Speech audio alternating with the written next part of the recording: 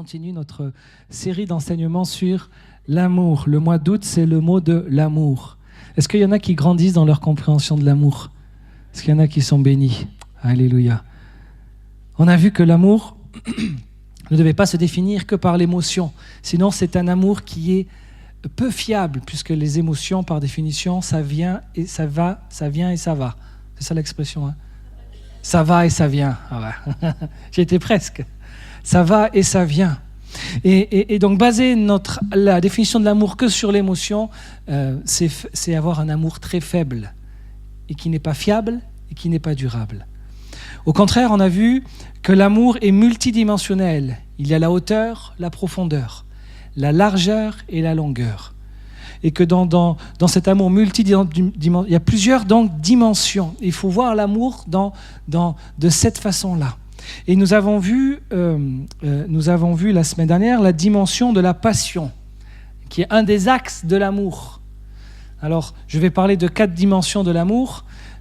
L'apôtre Paul parle des 4 dimensions. Je ne dis pas que les 4 dimensions dont je vais vous parler sont les 4 dimensions que le texte parle. Le texte dit simplement qu'il y a 4 dimensions pour nous donner une idée, une visualisation de ce que peut être l'amour, mais j'ai choisi de vous en montrer 4. Et nous avons vu que l'amour est une passion. Oui, il y a une partie émotionnelle dans l'amour, une partie passionnelle, mais c'est qu'une des dimensions de l'amour. Et que la passion se définit par la poursuite. Je suis passionné par ce que je poursuis. Et donc, si j'aime Dieu, je vais le poursuivre. Si j'aime ma famille, mon époux, je vais poursuivre cela. Si j'aime mon travail, je vais poursuivre cela. Donc, à ma poursuite, je peux définir les choses que j'aime. Et on peut se poser la question, comment est-ce que j'évalue ma poursuite de Jésus, ma poursuite des intérêts de Dieu, pour savoir dans quel niveau je suis dans cette dimension de l'amour. Mais aujourd'hui, je vais vous parler de 2 autres dimensions. La première, c'est que l'amour a une dimension d'engagement. Il n'y a pas d'amour sans engagement.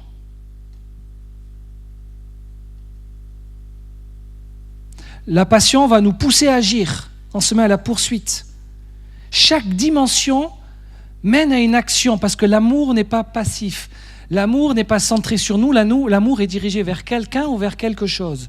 Donc il se manifeste toujours par un mouvement, par un acte concret. Et un des actes les plus concrets que manifeste l'amour est celui de l'engagement. Et on peut prendre l'exemple du mariage. Une concrétisation d'un couple qui s'aime, normalement, c'est le mariage. Et regardez ce qu'il est dit en France, lorsqu'on se marie et qu'on va à la mairie. Mesdames et messieurs, nous sommes réunis en ce dimanche 17 août à la mairie de Morlaix pour célébrer le mariage de qui vous voulez. Je vais lire les articles du Code civil afférents aux devoirs des époux. Article 212. Les époux se doivent mutuellement respect, fidélité, secours et assistance. Ça, c'est pas de l'engagement. Article 213. Les époux assurent ensemble la direction morale et matérielle de la famille. Article 204. Si les conventions matrimoniales ne règlent pas la contribution des époux aux charges du mariage, j'ai pas mis la suite, pardon. Article 215. Les époux s'obligent mutuellement à une communauté de vie. L'autorité parentale est un ensemble de droits et de devoirs ayant pour finalité l'intérêt de l'enfant. Elle appartient aux parents, etc., etc. Même lorsqu'on se marie dans le monde, on s'engage. Et aujourd'hui, on voit de moins en moins de mariages, de plus en plus de Pacs. Le Pacs, c'est un peu moins engageant que le mariage, on s'entend. Hein.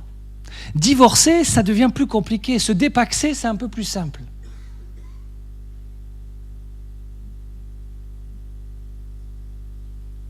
Le mariage, c'est un engagement.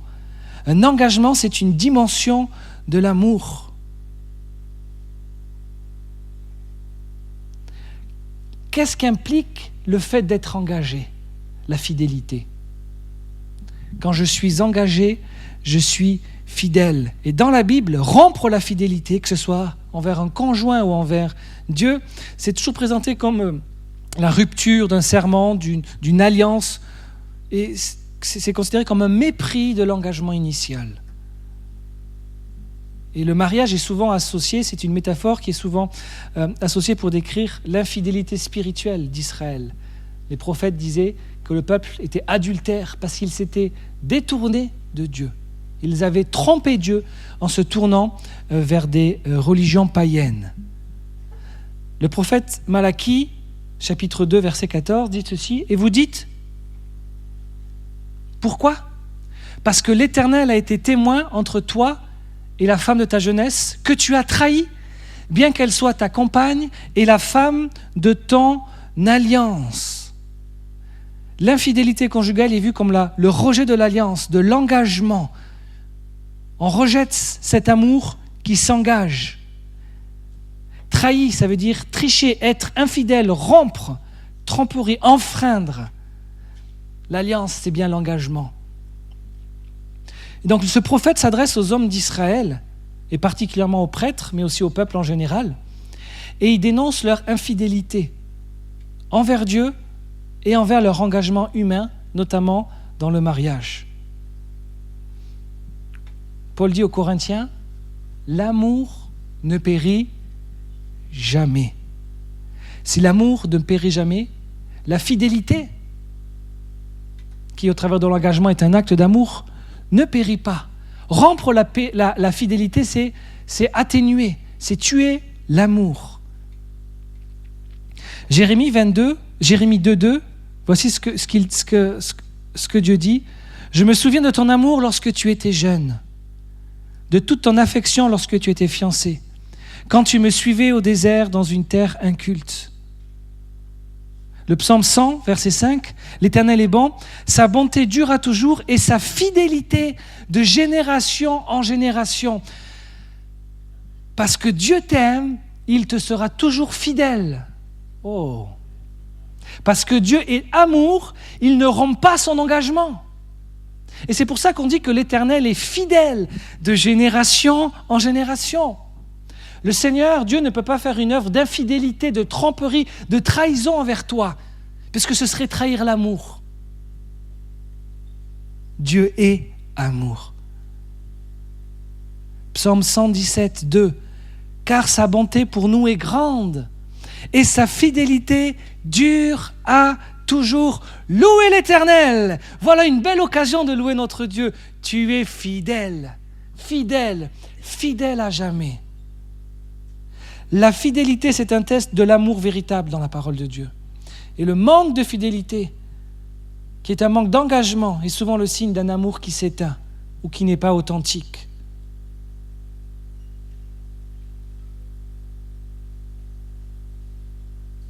On ne peut pas séparer aimer et rester fidèle lorsque l'on pense en l'amour dans sa conception divine.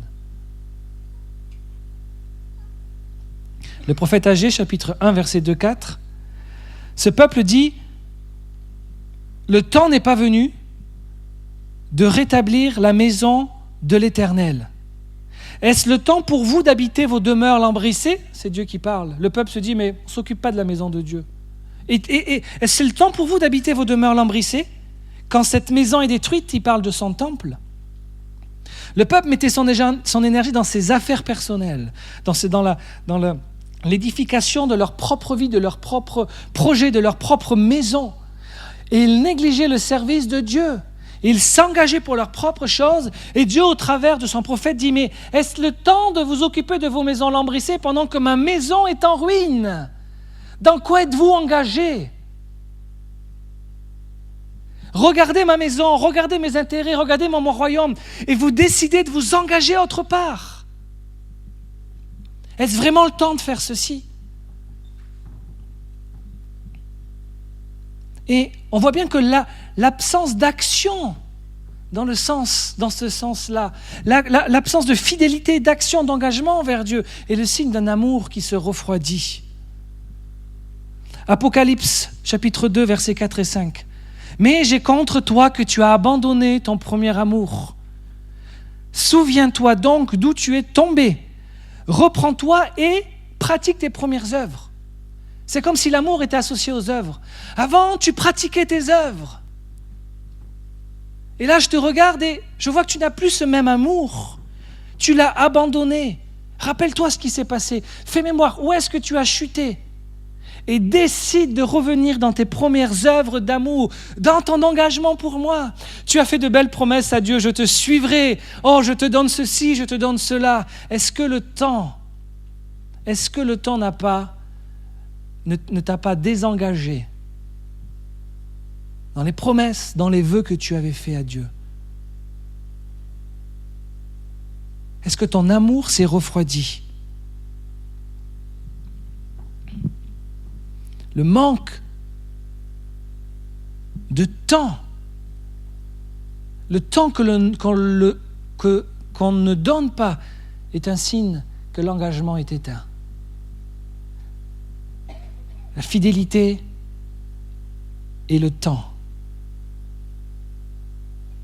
Dans quoi je passe mon temps? Qu'est-ce qui me prend le plus de temps? Le manque de temps pour Dieu, pour ses intérêts, est vu dans la Bible comme un symptôme d'un amour qui s'éteint, d'un glissement de priorité. Aimer, bibliquement, c'est se donner soi-même, c'est donner de son temps. Et quand ce temps-là, le temps dans lequel je m'engage dans la fidélité, disparaît, cela révèle que l'amour a été remplacé par autre chose. L'amour est engagé. L'amour est un engagement.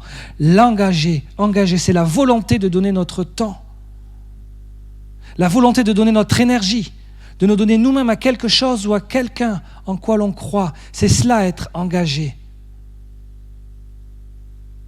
La passion parle de poursuite. L'engagement parle de temps donné, de fidélité. Et l'engagement, c'est aussi le pouvoir de rester. Rester fidèle, rester actif, demeurer dans le Seigneur. Et il n'y a pas d'émotion, mes amis, dans l'engagement. Il n'y a pas d'émotion dans l'engagement. Peut-être au début, on commence quelque chose, la passion, il y a le zèle, il y a tout ça. Mais la fidélité se mesure dans le temps. C'est pour ça que je dis, dans l'engagement, il n'y a pas d'émotion. Et c'est là où je reviens sur la définition erronée de l'amour que l'on réduit à une émotion. Parce que si tu l'as réduit à une émotion, tu ne tiendras pas tes engagements auprès de Dieu. Tu ne seras pas fidèle. Donc si je crois que l'amour est une émotion, eh bien lorsque viendra le moment où je dois montrer ma fidélité, demeurer, à agir, alors que je ne ressens même pas l'émotion, que vais-je faire?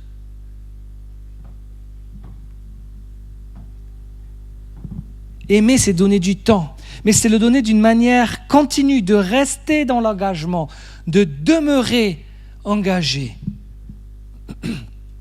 Et comment on demeure engagé?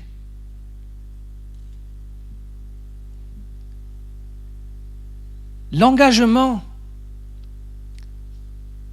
c'est le pouvoir de rester, de demeurer, et cela est basé sur le fait que vous croyez. Je crois en cela, alors je reste. Je crois en mon mariage, alors je reste. Je crois en ce travail, alors je reste. Je crois en ma famille, alors je demeure fidèle dans l'amour envers ma famille.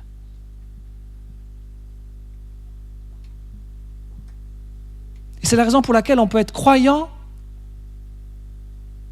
en étant persécuté et en demeurant ferme dans notre foi. Parce que je crois. Parce que je sais qu'il y a quelque chose après. Seigneur, je reste avec toi, peu importe ce qu'il arrive. Je ne renonce pas. Je reste fidèle à mon engagement de te suivre. Je reste fidèle à l'engagement de mon baptême. Parce que je crois que tout ça, c'est vrai. Je ne peux pas renier. C'était pas qu'une émotion. C'était un engagement, c'était un mariage, c'était une alliance que j'ai faite avec toi. Et c'est bien la preuve de la résurrection de Jésus. Les disciples ont été engagés jusqu'à la mort. Les 12 ont été persécutés. La plupart ont fini dans un martyre terrible. Pourquoi ? Si ce n'était pas vrai pour eux, ils ne seraient pas allés jusqu'au bout. Mais ils croyaient. Quand on leur disait, quand le Sanhédrin leur disait, on vous interdit de parler de Jésus, ils rentraient prier, disaient, Saint-Esprit, donne-nous la force. On ne peut pas arrêter de parler de toi parce qu'on sait que tu as les paroles de la vie, parce qu'on sait que tu es la bonne nouvelle et que les gens ont besoin d'entendre. Alors ils croyaient fermement à la mission que Dieu leur avait donnée. Alors ils demeuraient fermes pendant la persécution. Et là, il n'y a pas d'émotion, ou en tout cas pas une bonne, lorsqu'on est persécuté, lorsqu'on vit le rejet, lorsqu'on vit l'intimidation. Est-ce que tu y crois ? Est-ce que tu y crois dans le salut des hommes pour t'y engager et témoigner autour de toi ? Est-ce que tu crois dans la prière pour rester fidèle, demeurer ferme ? Parce que finalement, si je ne prie pas, c'est que je considère que ce n'est pas important. Mais si j'y crois, si je sais que c'est la priorité, si je sais que sans cette prière, eh bien, en fait, je me soustrais à cette dépendance à Dieu et je dis, je n'ai pas besoin de toi, je fais par moi-même. Est-ce que tu crois à cieux ouverts ? Moi, je crois à cieux ouverts. Je crois à ce que Dieu est en train de faire ici. J'y crois. J'aurais moult raisons de partir ou d'abandonner, croyez-moi. Mais j'y crois.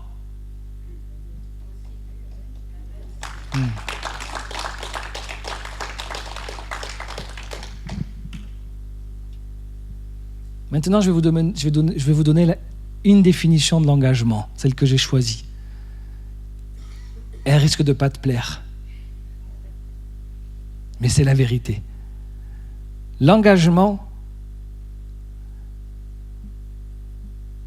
envers quelqu'un ou quelque chose, c'est une obligation qui va restreindre notre liberté d'action. L'engagement restreint notre liberté d'action. Le mariage peut être contraignant pour celui qui veut faire tout ce qu'il veut ou qui veut être libre comme lors de son célibat. L'engagement du mariage va le restreindre parce qu'il va lui apporter des responsabilités. L'engagement de devenir parent va nous restreindre parce que nous avons la responsabilité de nous occuper d'enfants. Donc il y a une restriction dans l'engagement. Il y a une restriction que l'engagement peut créer dans votre vie. C'est-à-dire lorsque tu décides d'aimer Dieu dans la dimension de l'engagement, tu acceptes l'idée de restreindre ta liberté. L'amour de Dieu nous contraint, il nous contraint. Il y a des actions qui contraignent. Tu peux avoir le choix de dormir, tu peux avoir le choix de voyager, tu peux avoir l'option de partir en vacances, tu peux avoir l'option de faire autre chose le dimanche matin. Mais si tu as un engagement, si tu as une vision, si tu as quelque chose à laquelle tu crois, il y a des choses que tu ne feras pas. Il y a des choses auxquelles tu renonceras pour demeurer dans ton engagement. Tu vas automatiquement accepter de restreindre ta liberté, c'est un choix que tu fais pour rester fidèle. Jésus a choisi de restreindre sa liberté. Rien que le fait de s'incarner dans une nature humaine, c'est contraignant, c'est de la contrainte. Il a restreint sa liberté. Il y a beaucoup de croyants qui sont engagés en rien. Il y a beaucoup de personnes qui sont engagées envers rien et personne.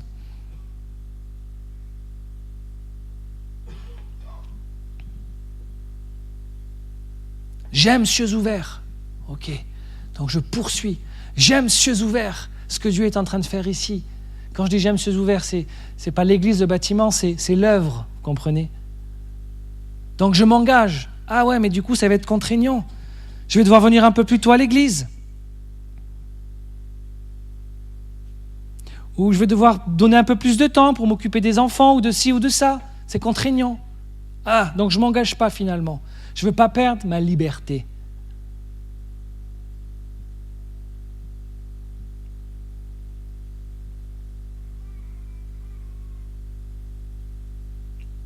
Et normalement, vous savez, il y a cette loi qu'on appelle la loi de Pareto. On dit dans un groupe, dans une assemblée, c'est la loi du 80-20. Il y a 80% d'inactifs et 20% d'actifs qui portent tout le reste. Et c'est quelque chose que l'on retrouve assez généralement dans les églises. Mais l'amour, mes amis, dans la dimension de l'engagement, devrait inverser. Il devrait y avoir 80% d'engagés et les 20%, ce sont ceux qui rentrent pour découvrir Dieu. Et tout le monde est au service parce qu'on est engagé pour Dieu. Donc comprends que l'amour peut restreindre ta liberté. Jésus a 12 ans. Pourquoi me cherchez-vous ? Dit à ses parents. Il faut bien que je m'occupe des affaires de mon Père. 12 ans, déjà engagé dans sa mission. Waouh! Il y a des leçons à nous donner, Jésus. Mais ils ne comprirent pas. Ils ne comprirent pas. Ton engagement, ta privation de liberté pour une vision à laquelle tu crois peut amener de l'incompréhension parmi les gens autour de toi. Mais tu demeures parce que tu aimes. Tu restes fidèle et tu donnes du temps parce que tu aimes et parce que tu crois.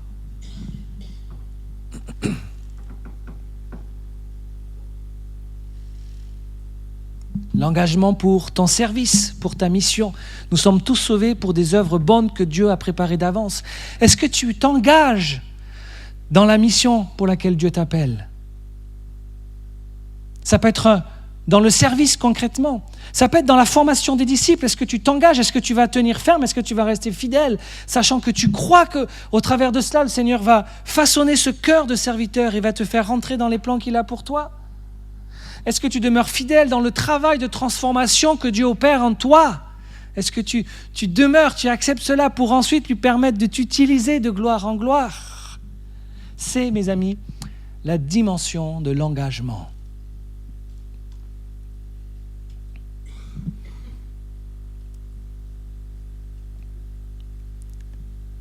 La troisième dimension que je veux voir avec vous, c'est la dimension du plaisir. C'est sympa de vous parler du plaisir après d'avoir parlé de la restriction. La dimension du plaisir.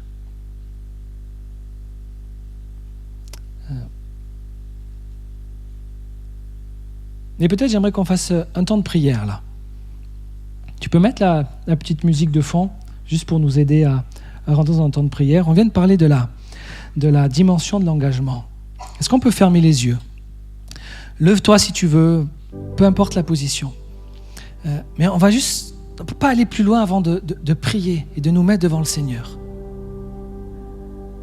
Seigneur, où en suis-je dans mon engagement avec toi ?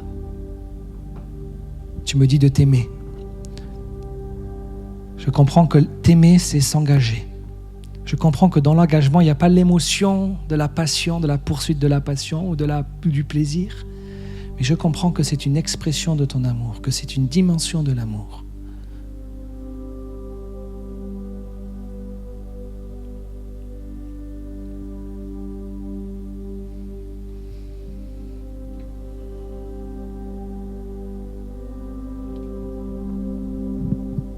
Est-ce que vous êtes d'accord pour qu'on prie pour cela ?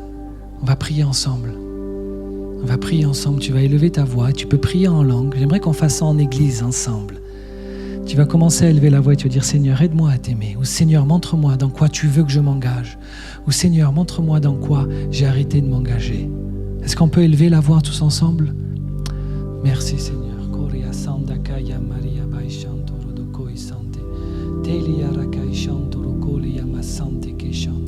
Oui Seigneur, on ne veut pas que cet enseignement reste dans notre cerveau. On veut de suite, Seigneur, te permettre de parler à nos cœurs.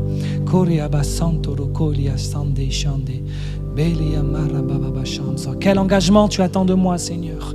Quel engagement? À quoi veux-tu que je renonce? À quelle liberté veux-tu que je renonce pour m'engager? Et tu peux prendre une décision maintenant, de dire je renonce à cela. Parce que, en fait, en le gardant, je suis en train de renoncer à l'amour. En croyant garder ma liberté, je renonce à l'amour. Je restreins mon amour. Veux-tu restreindre ton amour ou veux-tu restreindre ta propre liberté selon tes propres définitions?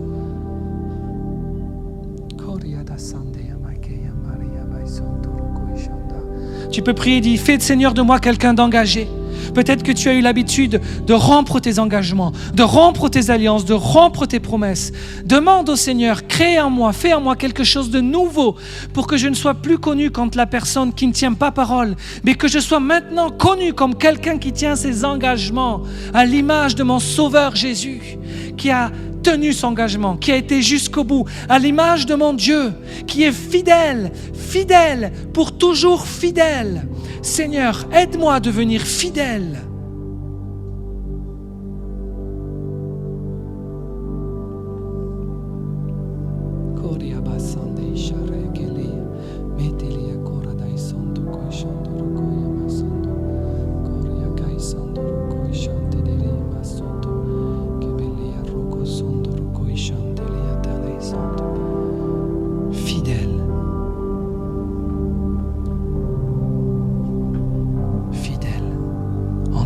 Seigneur.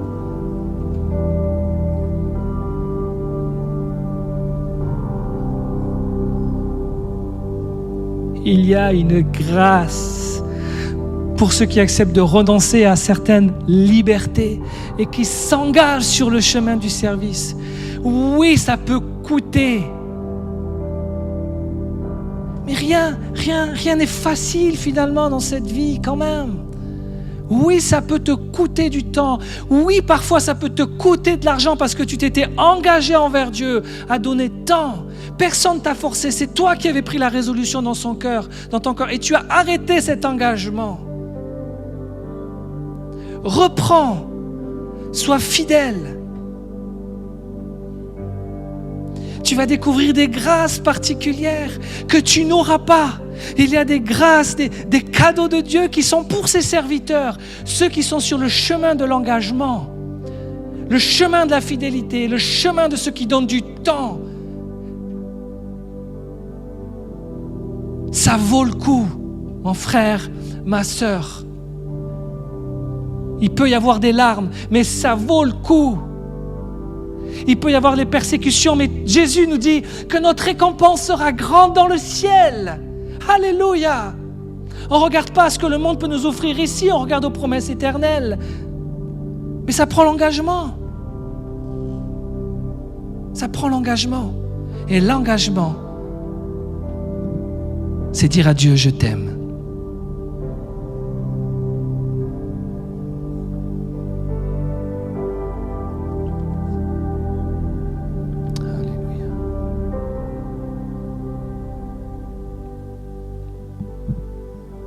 On veut s'engager, mais on veut aussi le faire avec plaisir. Alléluia. La dimension du plaisir dans l'amour, de la joie, de la gratification. Il y a de la joie. Dis à ton voisin, il y a de la joie dans l'amour. Trouve quelqu'un que tu n'as pas vu sourire là et dis-lui avec un gros sourire, il y a de la joie. Mets un sourire sur le visage de ton voisin, ta voisine. Il y a de la joie. Il y a de la joie. Qui c'est qui n'a pas souri encore? Tu vas partir d'ici avec la joie, je te le dis. La joie, le plaisir, c'est quoi? C'est une satisfaction qui dérive des choses qu'on aime, de ce que l'on aime. C'est pas que de la douleur, c'est pas que du combat, c'est pas qu'une poursuite fatigante. Dans l'amour, il y a du plaisir. Il y a une dimension de l'amour qui est définie par le plaisir. Le psaume 16, 11 dit ceci: tu me feras connaître les sentiers de la vie.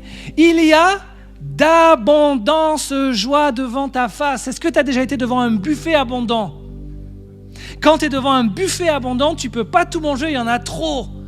Le psalmiste dit, dans le service, dans l'amour, il y a d'abondante joie. Oh! Il y a d'abondance joie, des délices éternelles à ta droite. Une définition de l'amour centrée exclusivement sur les peines, sur la difficulté et qui ignore cet aspect de bonheur, de plaisir, ne reflète pas l'amour selon les principes divins. Dans tout type de relation, que ce soit une relation amoureuse, que ce soit les relations de travail, le monde devrait nous voir aborder tout ce qu'on vit avec le smile, avec le sourire. Paul dit, soyez toujours dans la... Soyez toujours dans la... Alléluia. Mais Paul, il sait ce que c'est que la prison. Il sait ce que c'est que la persécution. Avant même son ministère, Dieu a dit à l'homme qui allait le guérir, je vais lui montrer comment il doit souffrir pour moi. Et Paul dit, soyez toujours dans la joie. Ah, l'amour est multidimensionnel. Je croyais que c'était plus simple. Parfois, il faut poursuivre. Parfois, il faut s'engager même s'il n'y a pas la joie, même s'il n'y a pas. Et puis, une autre dimension d'amour, c'est la joie. Ben ouais, l'amour est comme ça. L'amour est multidimensionnel. Il y a plus de bonheur à donner qu'à recevoir. L'amour, est-ce que ce n'est pas le don de soi?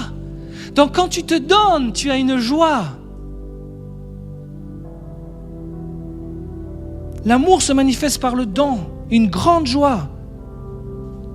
Il n'y a pas de plus grand amour que de donner sa vie pour ses amis. L'engagement, c'est je me donne à quelque chose. Et le plaisir, c'est il y a du bonheur à m'engager. Il y a du bonheur à me donner. Il y en a plus qu'à recevoir. Ah, mais tu te dis peut-être c'est difficile de trouver la joie avec ce que je vis là. Laisse-moi t'aider et regardons à ce qui est réjouissant. La joie dans l'amour de Dieu. On l'a lu. Un autre psaume 36, versets 8 à 9. Il se rassasie de l'abondance de ta maison et tu les abreuves au torrent de tes délices, car auprès de toi est la source de la vie. Par ta lumière, nous voyons la lumière. Waouh! Oh, j'aimerais que tu puisses partir avec cette image d'un buffet devant toi.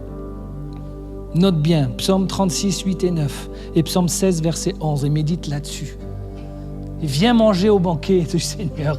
Viens croquer la joie. Viens croquer le plaisir. Néhémie 8, 10. Ne vous affligez pas, car la joie de l'Éternel sera votre force. Donc, non seulement elle nous est proposée en abondance, mais en plus elle est notre force. Et combien nous avons besoin de force, d'autant plus dans les moments difficiles. Tu la trouves dans la joie. Tu la trouves dans la joie. Quand ça ne va pas, nous on a l'habitude de nous morfondre, de tomber dans l'abattement. Paul dit, soyez toujours dans la joie. Donc va trouver la joie. C'est un commandement. C'est un commandement, un impératif. Néhémie, quand il dit cela, il est gouverneur, il est avec le scribe Esdras qui est prêtre, et ensemble ils sont en train de ramener une réforme spirituelle et sociale centrée sur la parole de Dieu. C'est le premier jour du 7e mois, la fête des trompettes. Tout le peuple est rassemblé sur la place. Il y a une lecture publique, longue, puis expliquée. On dit que c'est de là qu'est née la prédication textuelle.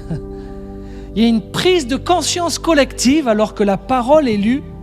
Et en entendant la loi, le peuple se met à pleurer. C'est le verset précédent, le verset 9. Car ils prennent conscience de leurs péchés. Ils prennent conscience de leur éloignement à Dieu. Ils réalisent qu'ils ont été infidèles, qu'ils n'ont pas honoré leur engagement, qu'ils ont été négligents vis-à-vis de la volonté de Dieu. Et Néhémie dit, mais c'est un jour de fête, ce n'est pas un jour de lamentation. Oui, la repentance est sincère en ce lieu, mais maintenant place à la joie parce que la grâce a été retrouvée. Oh.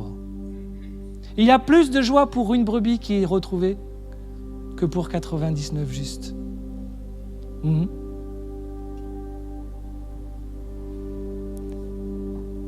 Dieu ne nous appelle pas à vivre dans une culpabilité permanente, dans une pression permanente du faire.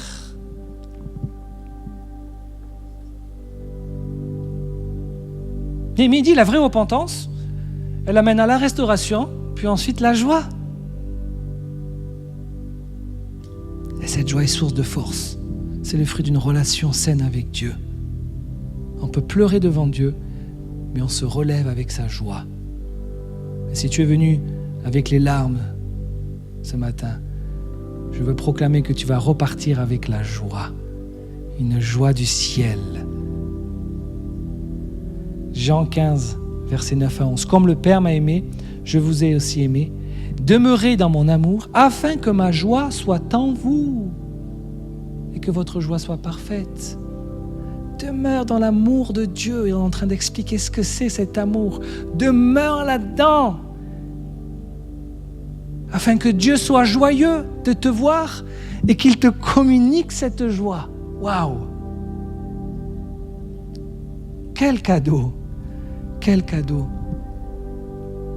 Jean qui dit dans sa 3e épître, au verset 1, chapitre 1, verset 4, « Je n'ai pas de plus grande joie que d'apprendre que mes enfants marchent dans la vérité. » Voilà. Jean, il souffre comme tous les apôtres. Mais dans tout ça, il trouve de la joie. Ceux qu'il a formés, les disciples, il entend quoi? Qu'ils marchent dans la vérité. Il entend que les disciples sont dans la volonté de Dieu. Et il y a de la joie. Trouve la joie dans ton service. Trouve la joie dans ton service, sinon tu ne tiendras pas. C'est le cœur d'un vrai leader. Sa plus grande joie, c'est de voir que ceux qu'il a formés sont dans la vérité, en action, dans la vérité. Philippiens 2, versets 1 à 2. S'il y a donc quelque consolation en Christ, s'il y a quelque soulagement dans l'amour, s'il y a quelque union d'esprit, quelque compassion et miséricorde, rendez ma joie parfaite en ayant un même sentiment, un même amour, une même âme, une même pensée.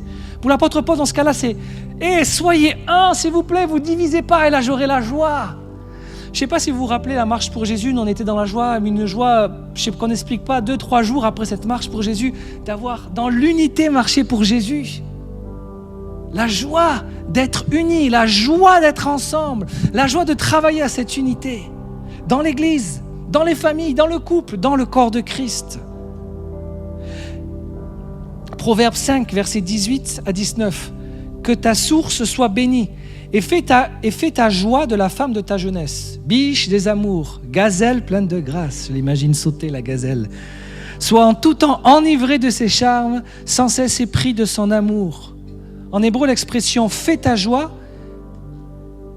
est souvent rendue par un impératif. Prendre plaisir, être joyeux. Et l'impératif indique ici une responsabilité personnelle. Choisir d'eux. Dans le cadre du mariage, ici, il est donc question de choisir, de demeurer dans la joie, de trouver la joie. Si nous sommes passifs, il y a de fortes chances qu'elle passe devant. Tu dis quoi? La joie? Attends, moi j'ai un buffet, je vais aller chercher ma joie. Ok, là c'est dur dans le service, mais attends, je vais faire un truc qui va être joyeux là. Il y a de la joie, il y a de la joie. Il y a de la joie, mes amis.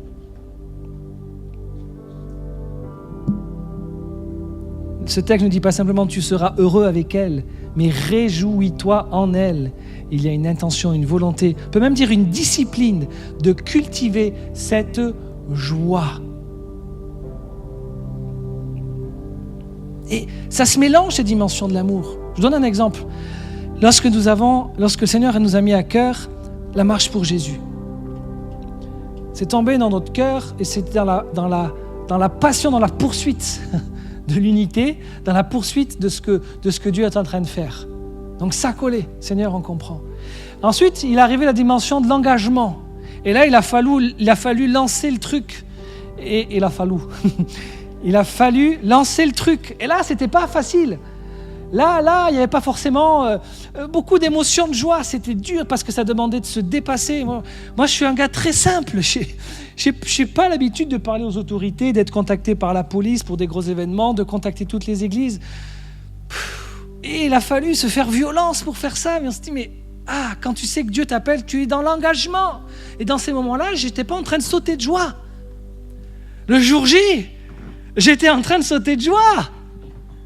Il y avait l'amour dans la poursuite, il y avait l'amour dans l'engagement, mais il y avait aussi l'amour dans la joie de ce qu'on avait, dans le plaisir de l'événement qui a eu lieu, vous comprenez? Oh, Dieu est bon. Dieu est bon. On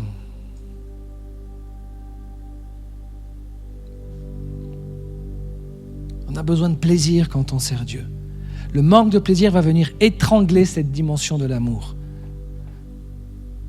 Et parfois, les personnes se sentent honteuses, gênées, lorsqu'il y a une atmosphère de relaxation. Il faut faire. Il ne faut pas être inactif.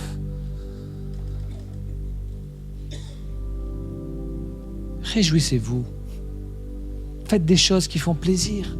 On n'est pas là que pour être dans le dur labeur du royaume de Dieu. Est-ce qu'il faut travailler? Oui. Est-ce qu'il y a un prix? Oui. Est-ce qu'il n'y a que ça? Surtout pas. Et je vais t'expliquer pourquoi.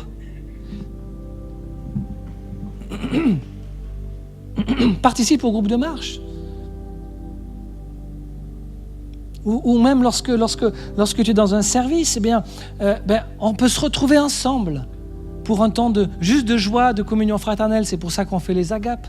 C'est pour ça qu'il y a le groupe de marche. Des fois, il y a des soirées cuisine. Mais il faut rendre notre service pour Dieu agréable, dans le plaisir et dans la joie.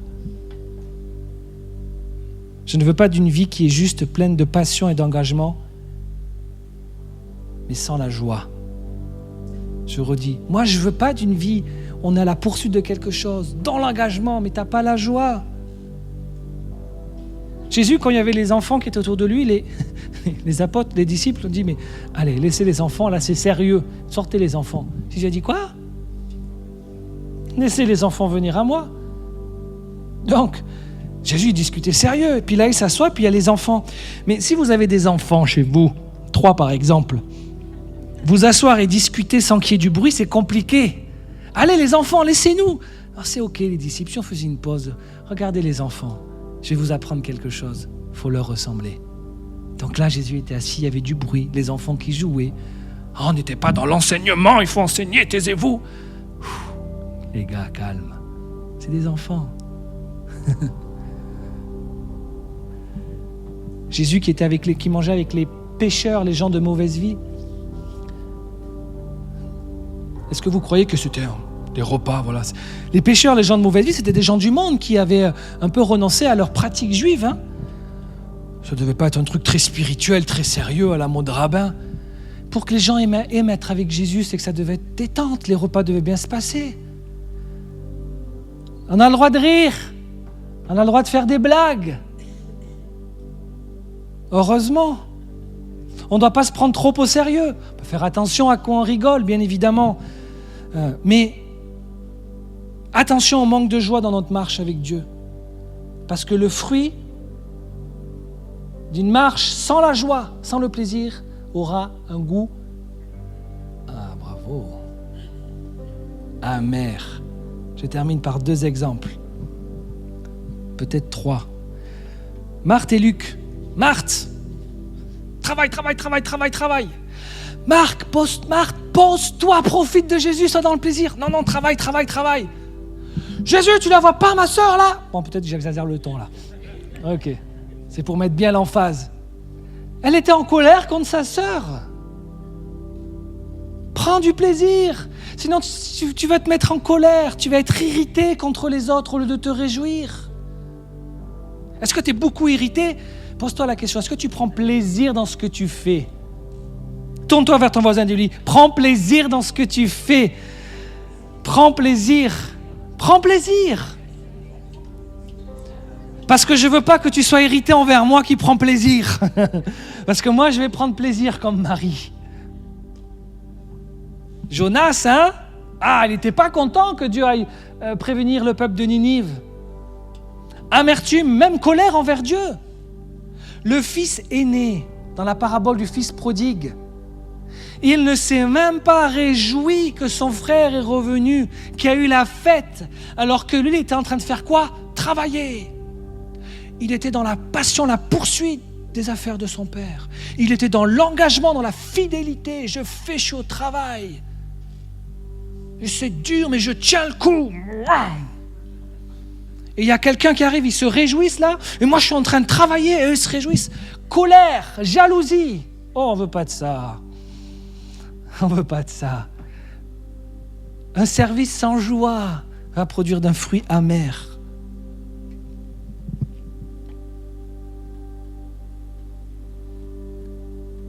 Écoutez-moi, frères et sœurs, ton service, ta spiritualité, ton sérieux dans ta spiritualité, ton sérieux dans ta piété ne devrait pas étrangler le plaisir.